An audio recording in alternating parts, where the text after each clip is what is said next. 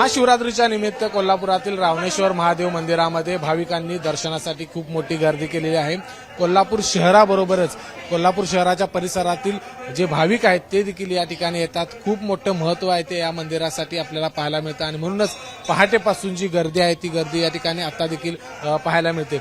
या मंदिराचं नेमकं काय वैशिष्ट्य आहे, या महात्म्य काय आहे हे देखील आपण जाणून घेणार आहोत। एकूण जर या रावणेश्वर महादेव मंदिराचं महत्व काय आहे ते जरा आम्हाला सांगा। ते श्री या मंदिराचा उल्लेख करवीर महात्म्यामध्ये आहे। हे पुरातन मंदिर आहे।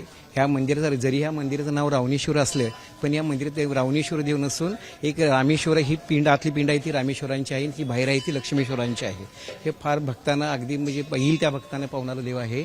आणि सकाळी 5 महाशिवरात्रीनिमित्त आज सकाळपासून लघुरुद्राचा अभिषेक सुरू झालेला आहे, संपन्न झाल्याने आता भक्तांची गर्दी सुरू आहे आणि दिवसभर मी लाडूचा प्रसाद वगैरे वाटप करतोय आणि या लोकांना बऱ्याच लोकांना भगवंताची प्रचिती आलेली आहे।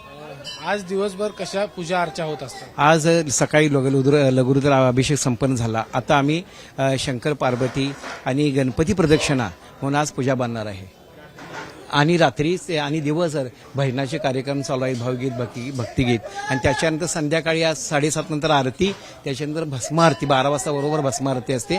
भस्मारतीला फार गर्दी असते लोकांची, बसायला सुद्धा जागा एवढी गर्दी असते। तर आपण बघितलं की अतिशय प्राचीन काळापासूनचं हे मंदिर आहे। आणखी पुजारी एक आहेत आपला, मला सांगा या मंदिराचं महात्म्य काय आहे? करवीर महात्म्यात उल्लेख असलेलं हे रावणेश्वर मंदिर आहे। मूळ रामेश्वर व लक्ष्मणेश्वर अशा 2 लिंग आहेत इथे। खूप भक्तांना पावणारा हा देव आहे आणि सकाळपासून इथं लघुरुद्राभिषेक संपन्न झाला। आज रात्री 12 वाजता भस्मारती व यामपूजा आहे। पहाटे 5 पर्यंत सतत कार्यक्रम आहे। आपण बघितलं की करवीर महात्म्यामध्ये देखील या मंदिराचा उल्लेख आहे आणि म्हणूनच कोल्हापूर शहराबरोबरच कोल्हापूर शहराच्या परिसरामध्ये जी गावं आहेत त्या गावातून भाविक खूप मोठ्या संख्येने येतात। हर हर महादेवचा गजर आहे तो या ठिकाणी होताना आपल्याला पाहायला मिळतो। कॅमेरामन निलेश शेवाळेसह विजय केसरकर, एबीपी माझा, कोल्हापूर। एबीपी माझा, उघडा डोळे बघा नीट।